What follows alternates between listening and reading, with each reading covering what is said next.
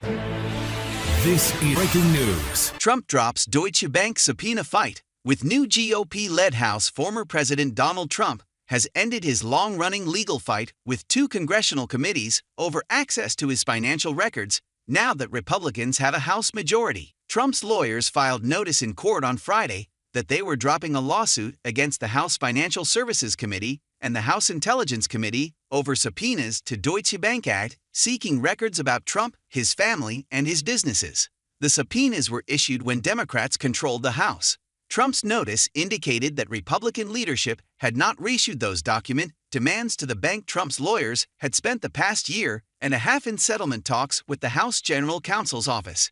In a December 28 joint status report, they told a judge that they were still negotiating and hammering out the details of a proposed written agreement. They asked for another month before returning to court with an update and alluded to the imminent change in political power absent an agreement. The case was poised to fizzle out once Republicans took control of the House, as lawmakers were not expected to reissue Trump-related subpoenas.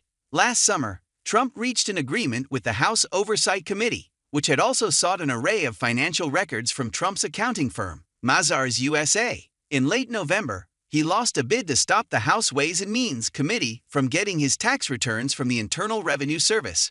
Earlier this month, Trump withdrew a lawsuit against the Ways and Means Committee that dated back to 2019, challenging a New York state law that would have given congressional Democrats a way to obtain his state tax returns. His lawyers wrote at the time that they were ending the case because Republicans had no interest in those records. The latest activity in the Deutsche Bank case wraps up a legal fight that began when Trump was still in the White House. Trump's lawyers spent years in court trying to halt efforts by Democratic lawmakers to dig into his personal financial affairs and business dealings as they pursued a range of investigations. The Financial Services and Intelligence Committees subpoenaed years of records from Deutsche Bank in 2019 related to Trump, his immediate family members, and his businesses. U.S. District Judge Edgardo Ramos in Manhattan denied Trump's request to block the subpoenas, and the Second U.S. Circuit Court of Appeals largely upheld that ruling. Trump petitioned the U.S. Supreme Court, which consolidated the Deutsche Bank and Mazars subpoena fights.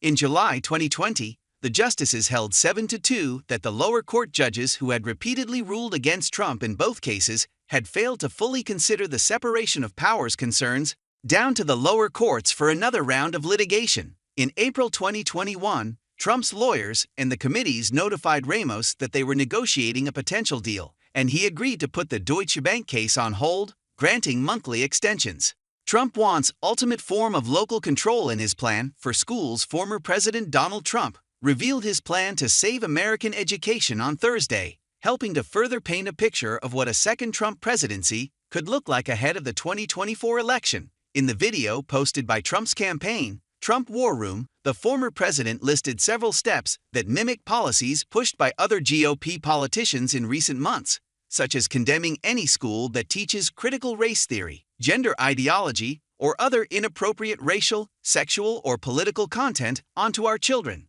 Other policies include opening civil rights investigations into schools that have engaged in race-based discrimination, gutting radical zealots and Marxists who have infiltrated the Federal Department of Education, and giving preferential funding to districts adhering to some of Trump's historic reforms. This will be the ultimate form of local control, the former president stated. Our country has frankly never had anything like it, or let's say for at least the last 50 years. At the end of the day, if we have pink-haired communists teaching our kids, we have a major problem. Public education reform has been a growing priority for GOP politicians and was one of the top policies pushed by midterm candidates in the fall. At the local level, conservative organizations like Moms for Liberty endorsed hundreds of candidates nationwide who stood for their messaging against culture wars in schools, and saw major wins for their endorsees in states like Florida. Republican-led states have also drawn a line in the sand when it comes to teaching about gender ideology in public school districts, such as Florida Governor Ron DeSantis' controversial Don't Say Gay bill passed in March. DeSantis has also received criticism this month after blocking a new Advanced Placement (AP) course for high school students on Black Studies, which, his administration said, lacked historical accuracy and educational value. Other states, such as Indiana, have introduced bills that would prohibit schools from encouraging the use of a pronoun or name inconsistent with the biological sex of students and employees. And in Virginia, a bill is currently advancing in the State House that would ban transgender students from participating in sports, from elementary school all the way up to public higher education. Under Trump's plans, parents would also be given the final say on their child's education, such as allowing them to vote out a principal who is not getting the job done for their students.